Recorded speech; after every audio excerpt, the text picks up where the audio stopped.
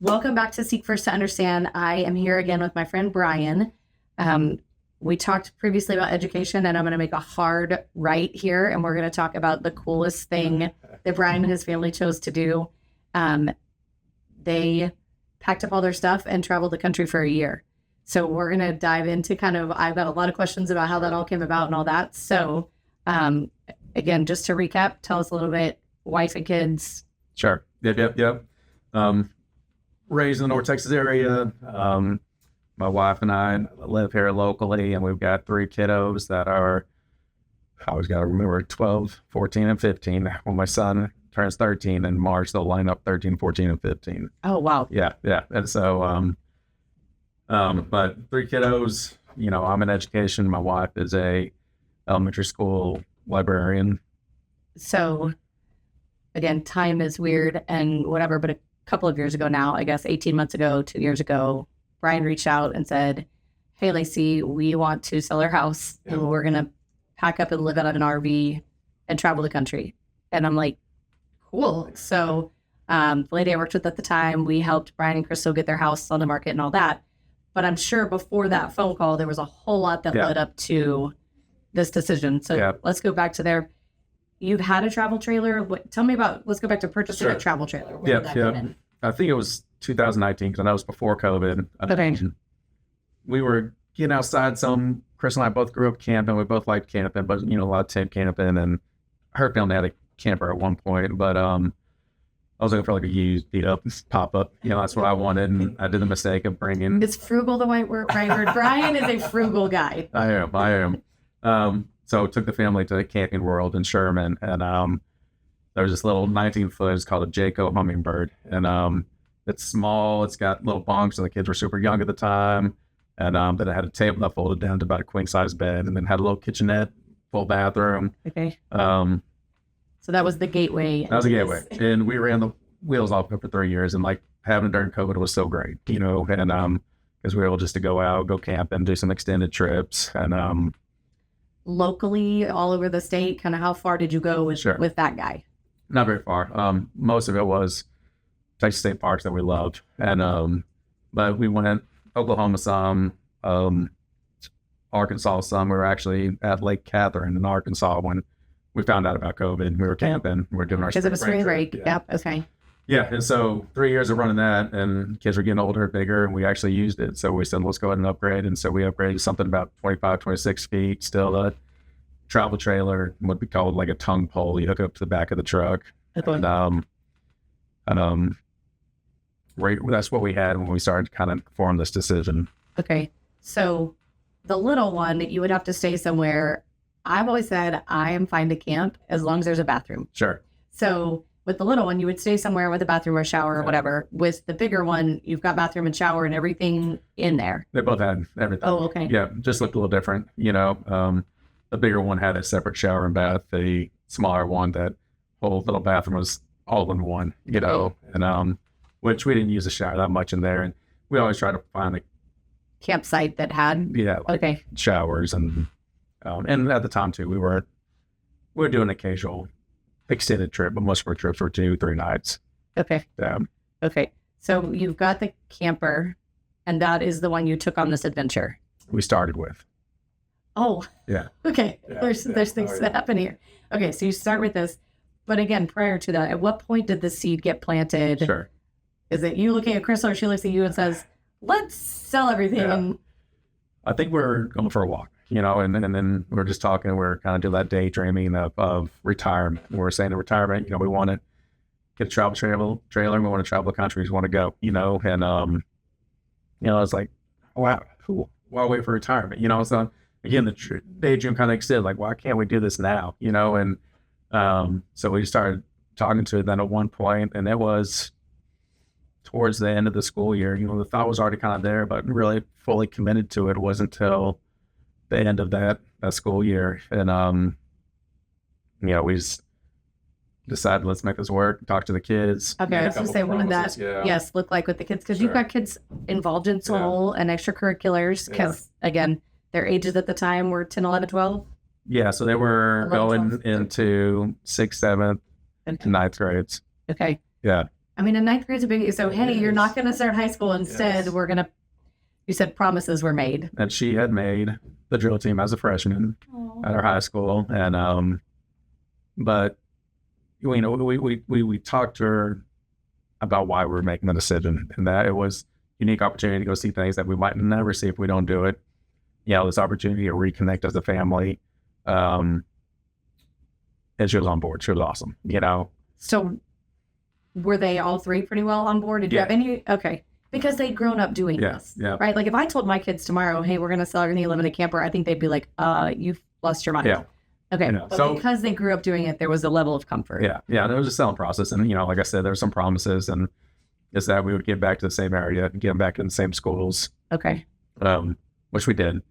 And, you know, but also the idea of being on the road and doing school for half days and being able, you know, to do some of the things we did, like, you know, everything from these national parks to New York City to Washington, D.C., you know, and just seeing things that, you know, the kids dream to seeing, you know, especially the oldest, you know, like, you know, what kid gets to go to New York City. Right. So did you, in this family meeting, was it like, hey, tell me one thing you want to do, we make sure we hit it, each person got the same, this is my one big thing I want to do, and then how do you, this sounds overwhelming to me because I'm a planner, right? So I'm like, did you plan out the whole trip and go, this is what it looks like? Or tell me about that. So yes, planned out the whole trip. And, you know, the hardest part was, you know, we came to you late and said, hey, we need our house sold, and y'all did an incredible job to get us sold and a good amount of time. But, you know, we ended up having to leave before it was even sold, you know, and, but I'm going to go back to a little bit kind of that, a lot of things went into it, you know, but one of it too is like, you know, we had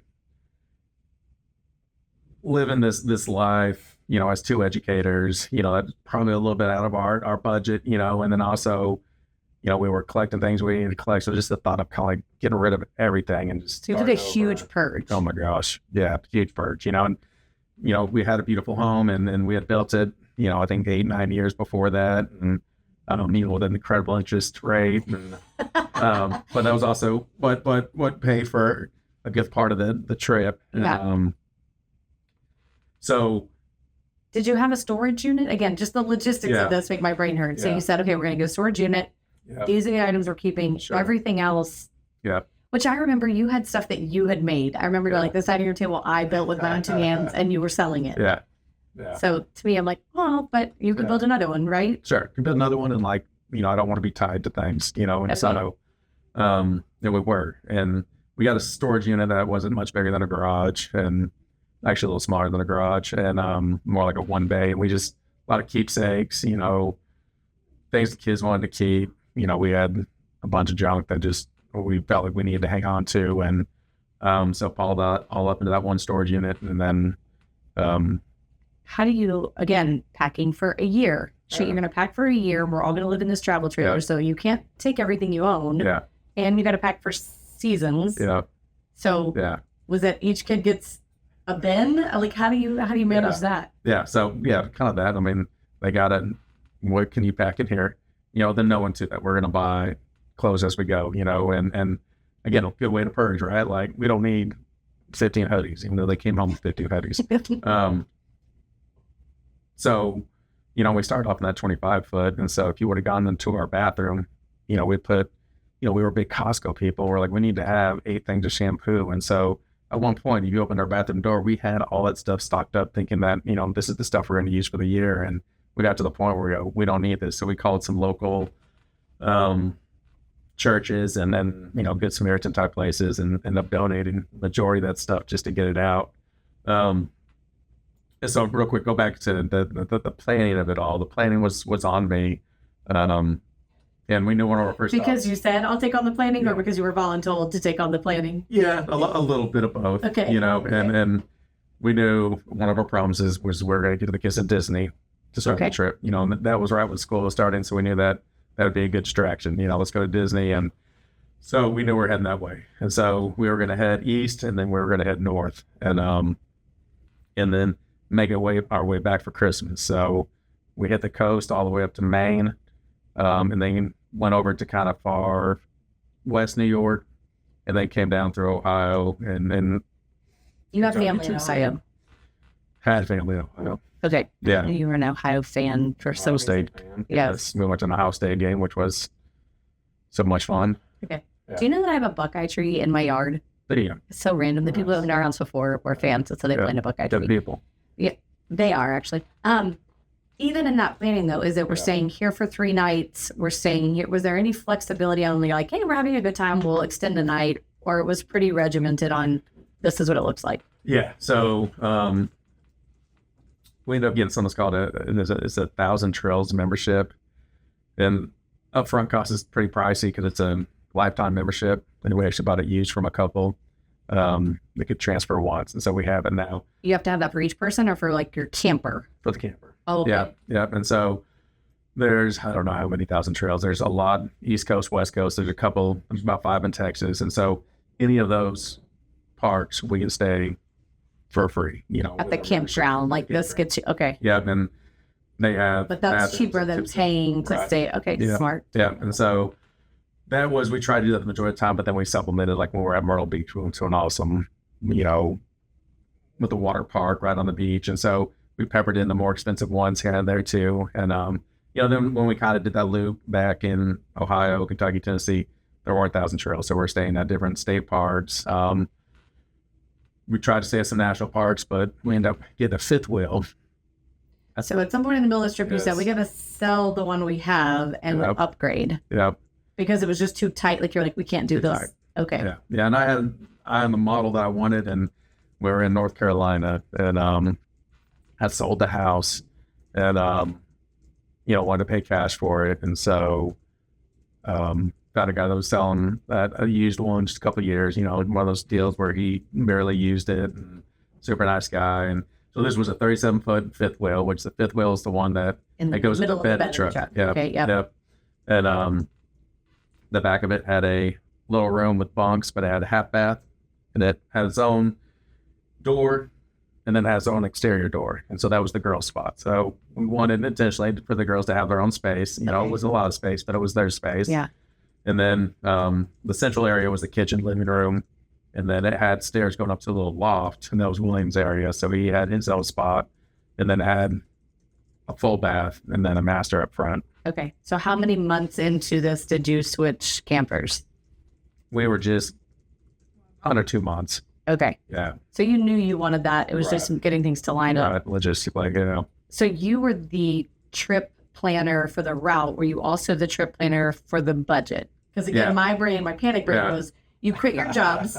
I'm assuming you did not have income during this, or did you have supplemental income from other things? Crystal ended up getting a job where she taught English overseas to kiddos, and it wasn't much. It just was play money, Yeah. And, but she enjoyed it and gave her something to do. But that was a little bit of supplement. We really took the money we made from selling things in the house and said, we're coming home with this much money, so this is much money that we had to play with. Okay. And so we didn't have like a strict budget. Some months we didn't spend a whole lot of money, but, we tried not to tell ourselves no too often. When we were in New York City, we wanted to go see Hamilton. We wanted to go do all the tours to the top of this Empire State Building. And so,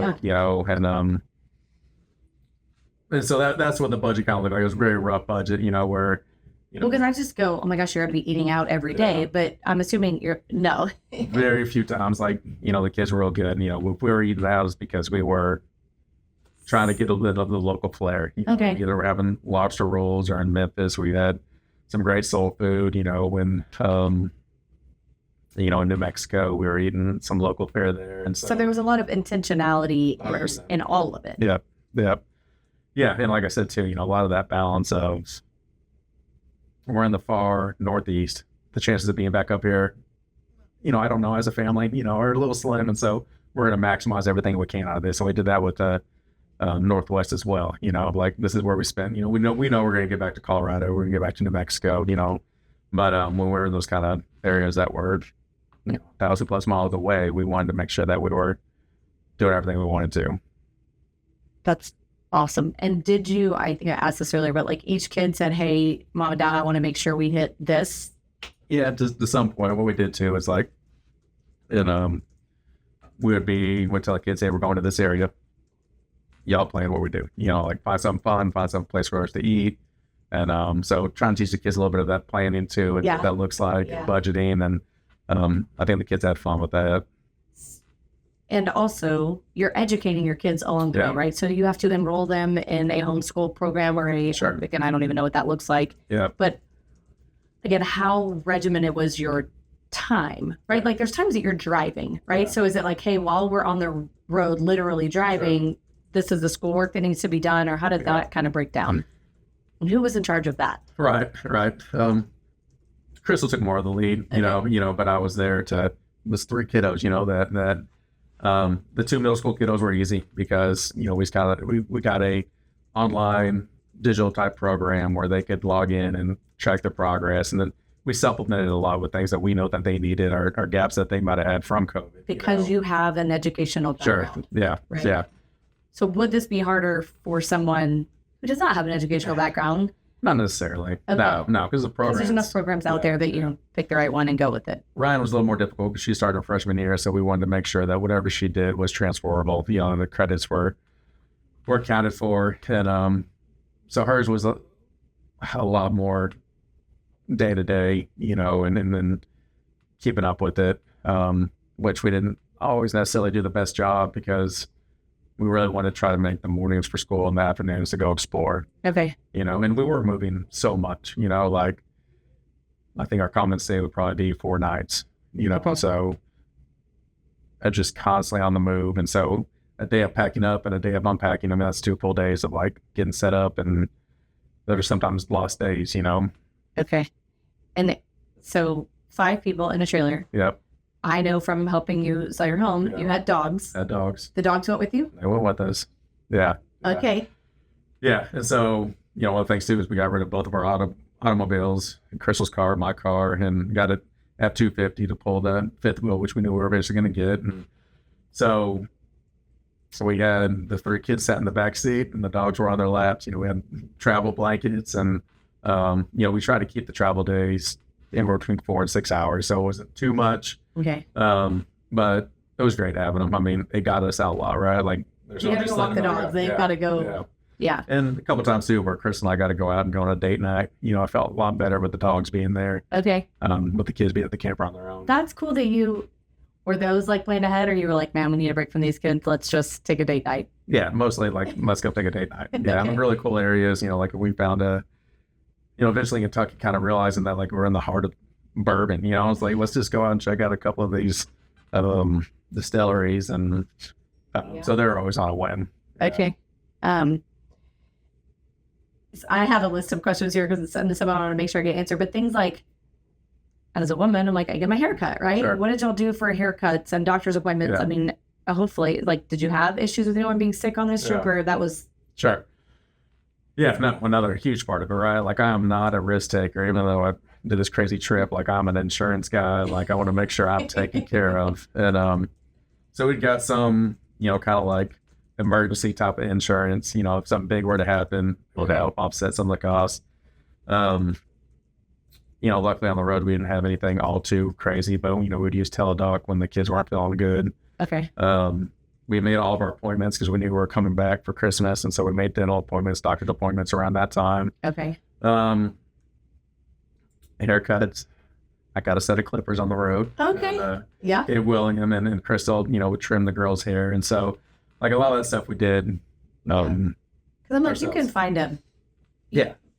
But also, I feel like you're pretty blessed, and maybe I'm totally off on this, that your wife and daughters are pretty low maintenance women in the grand scheme of maintenance of women. They very hard.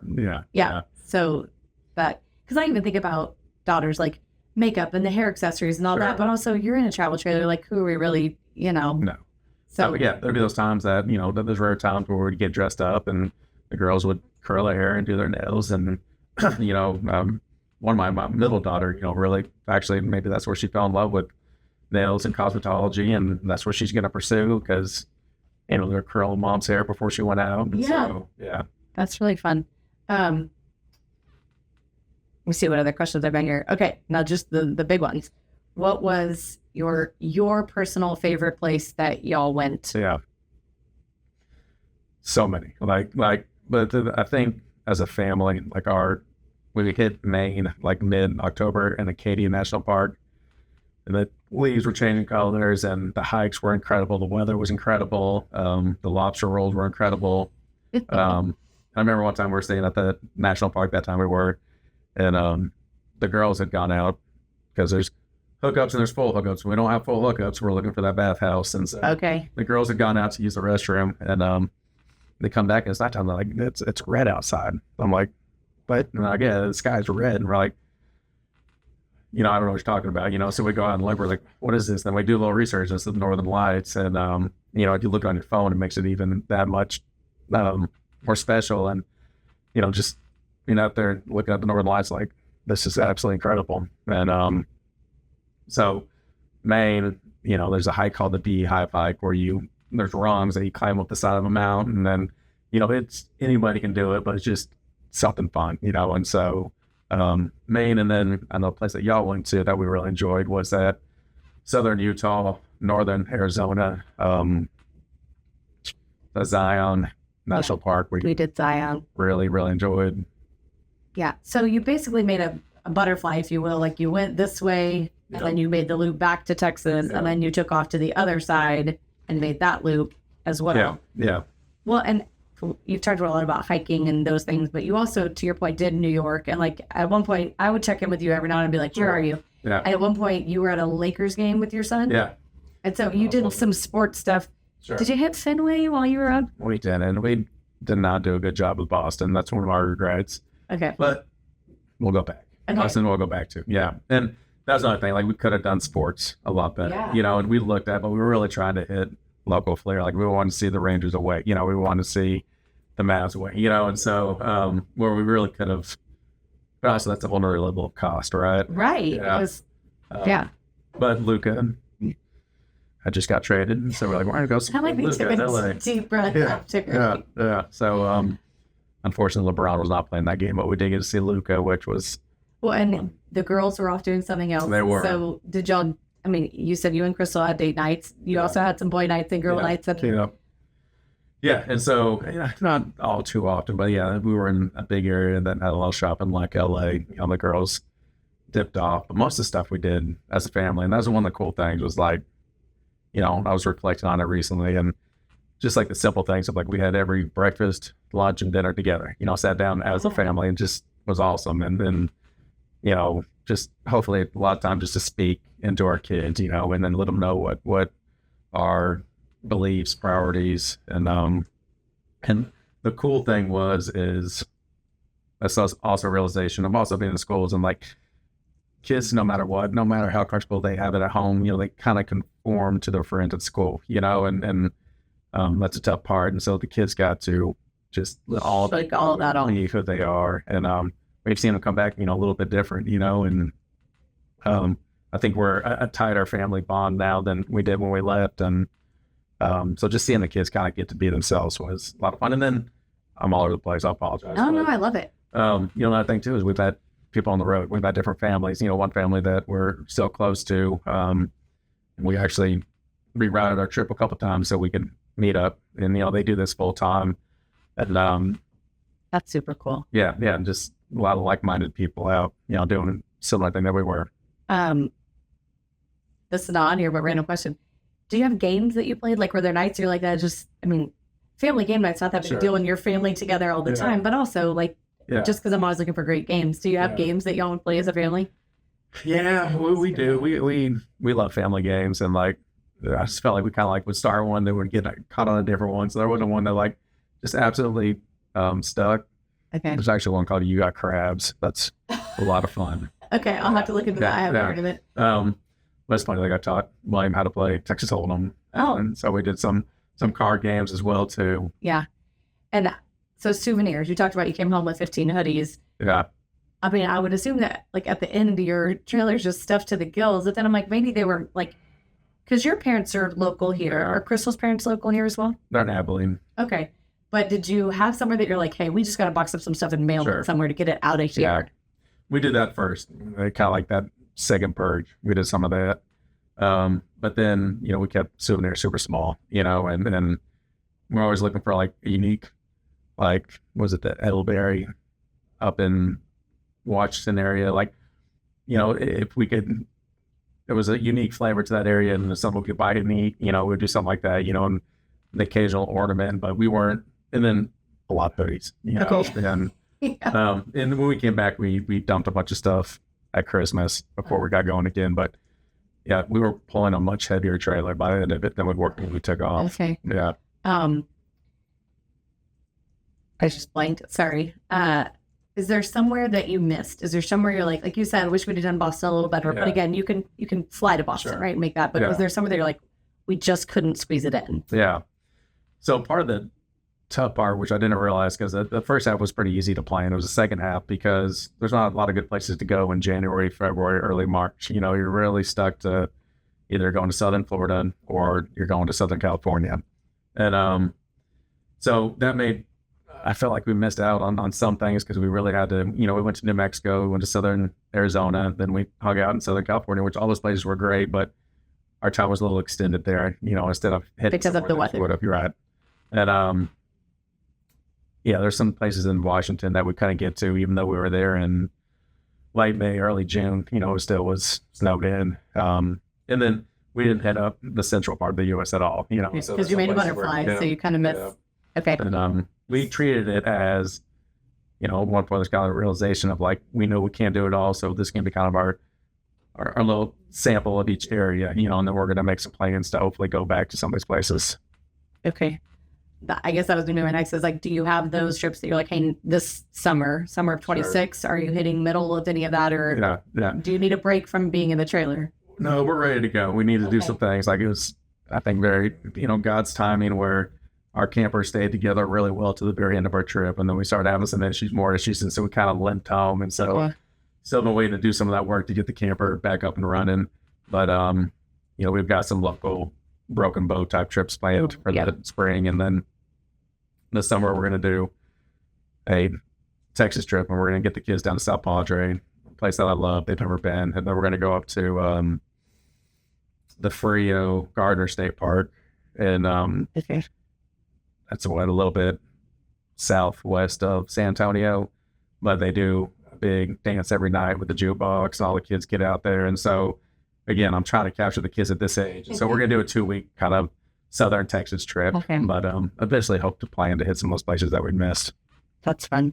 How did conflict amongst your children, right? I mean, we like to think that they were sweet angels, and I'm sure they were most of the time, but were there just times that it was like, hey, we can tell y'all need a break from each other, like everyone go to your separate corners and just read a book? Yeah, we did that. Not as often as you'd think, like they did really good. And I'll always say, like, kids are different when they're outside. Like if you can get them outside and they just act different. So there's only a couple of times where we really felt like we were cooped up. And, those were some of the more difficult trying times. But for the most part, and if I've reflected, I can't remember, just like I remember the kids were just after each other, they did pretty good. And they did have their separate spaces where at times and even go to mom and dad's room, like you all three have your very distinct separate areas. But, William wanted to be outside all the time. And so I feel like scrapbooking is kind of a dated thing, but is there a book? Is there a chronological anything of this whole adventure? Oh man, we're the worst. We did do an Instagram, and our oldest daughter helped with that. And then we've got just thousands of pictures, and the goal is to get them all into books, some physical, someone that comes over the house and wants to see what we did. We can show them, but we haven't yet. It's a little overwhelming, I'm sure. And one of our favorite things to do is we get on the phones and we go to a current date, but a year ago. And then we can go see where we were. Where we were a year ago. Yeah, that's really fun. One place that you feel like, if you're like, hey, world, go check out this, what's the one thing people need to go see or do? Sure. I'll throw a couple out. One, I already mentioned Maine, got to do that. Incredible. Okay. Specific place, Niagara Falls was awesome. We really enjoyed that. We did the Maid of the Mist tour, and we're in the very front of it, and we just laughed the whole time and walked over to Canada. And then the kind of the Yellowstone was incredible. Excited to go back there. But the Oregon coast was one that caught me off guard a little bit, of just being a really cool, unique bunch of small little towns, little restaurants, candy shops, ice cream shops, and you go when we look down and there's a bunch of surfers, in full white gear because it's freezing cold. Yeah. But the Oregon coast was really neat, like really pretty, and a place I'd like to get back to, a place that we didn't really have a lot of expectations, Yeah. When we went to Zion, we met some people. It was one of those, hey, will you take our photo? And then you strike up a conversation. Older couple, kids were out of the home, and they have a travel trailer. And they had been on the road for 3 months, and they're like, we're ready to be home.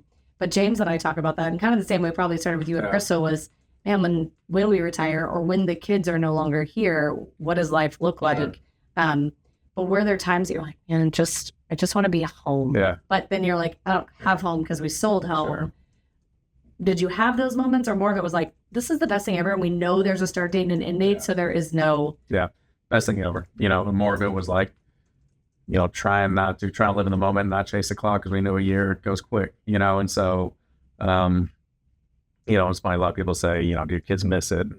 Yes and no. It's nice to be back in a home and have some more regular life, but the other day, I was taking the girls to school, and my son does wrestling at 6:15. So I was taking the girls, and I was like, man, I wish we were back on the road right now. And both of them were like, yeah, we do too. So there was these moments where it's like, man, we would love to be back out there, but yeah, very happy, very content where we are now too. But cool that you've planted those seeds of adventure with your kids too, right? But as they age, they're going to be like, I need an adventure. Where am I? Right. And they plant that with their family. Is there anything else you want to share with me? I think I've got through my list of questions here. One big one. You mentioned the change you've seen in your kids, kind of they're just more comfortable being who they are because they had a whole year of just getting to be who they are. Do you feel like you've experienced changes, like your religious views, political views, just how you see things, now that you've seen how different people live in different places, how do you feel like that changed you?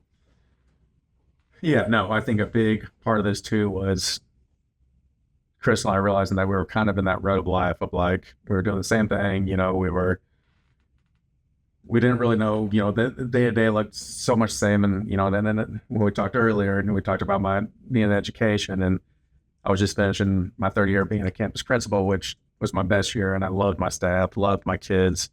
But I knew that I was not there for my family like I should be. There's that whole kind of wisdom of like, as your job, you can be replaced tomorrow, but as a father and a son, my father and a dad, he can't be replaced, and so like that really hit heavy, and like I need to refocus my priorities and then be the husband that I want to be the father that I need to be. And so, slowing down. I mean, I was just moving too fast in life, and so opportunity to slow down and just enjoy the little things in life. And it took a while. It took almost half a year for me to even get there, for me to turn off that principal speed, and that was the biggest thing for me, just kind of self-reflecting. And then, I talked about before, just refocusing on the family and showing them what our priorities are and try to model that relationship for our kids, for Crystal and I, things that just hopefully the kids will take and run with. Yeah, that's awesome. Okay. And as you know, because we did this before, I like to end each podcast with open the gates, share something. So from your travels, from whatever, what would you like to share with people? Yeah, no. One is, like I talked about when we first started camping, we went to Texas state parks all the time. And I would encourage anybody out there to look into getting a Texas state park pass. They're only $70. There's a lot of parks locally, and even day trips. And you go to the park, you don't have to have a fishing license if you fish in the park. And so we do a lot of day trips even now. Ray Roberts, up kind of near where we are. But you buy the pass, then to get it for a day, it's free. And then if you camp there, you pay full price for the first day, but then every other night is half off. And so we've worn that thing out. And again, even if you don't have a camper, like it's such a cool program. They got trails, most of them are lakes or ponds, they'll stock them occasionally. They'll have like ranger classes and, just a whole bunch of cool things. So and it's an annual pass. It's an annual pass. Okay. Yeah. So mine, because you mentioned y'all have all these pictures and haven't done a book, something that I do every year, I make a camp family calendar. Okay. with pictures from that month from the year before. Oh, cool. So like I just got mine back this year, but like, so March is when we went to Zion, right? Yeah. So in March, I've got different pictures from Zion, Yeah. but every month is from that year before. And I, like I said, I've done that because I don't scrapbook. So it's kind of the only way to look back and go, man, what did 2025 look like? What did 2024 look like? But also, and I did it through Shutterfly. I don't know if I said that, but Shutterfly is great for making books too, right? Because they've got templates. So you're just like plug and play. You can get as detailed as you want, but if you're also like, I just need, and I would bet that there's a company out there that if you went, here's all of our pictures, make us a book, for the right money, I'm sure somebody would do that for you. But also, like James has done special trips with the kids. He and Jackson went to Austin one year, and he made a little book from it. Now, again, that's a couple of days. It's not a whole year's worth. And he and Maddie went to Vail, and he made a little book of their adventure to Vail. But Shutterfly may be a good option for you. I think we made our wedding book in Shutterfly too. But either way, I do that calendar every year, and it's fun for me, and then fun to get to have it for years to come. So maybe something to look into. We would have a really fun calendar. Then we'd have a bunch of boring calendar. Yeah. So maybe you just make a calendar every year, has the same pictures from your trip. There you go. Yeah. So anyway, thank you for being here. Thank you guys for listening, and we'll see you next time.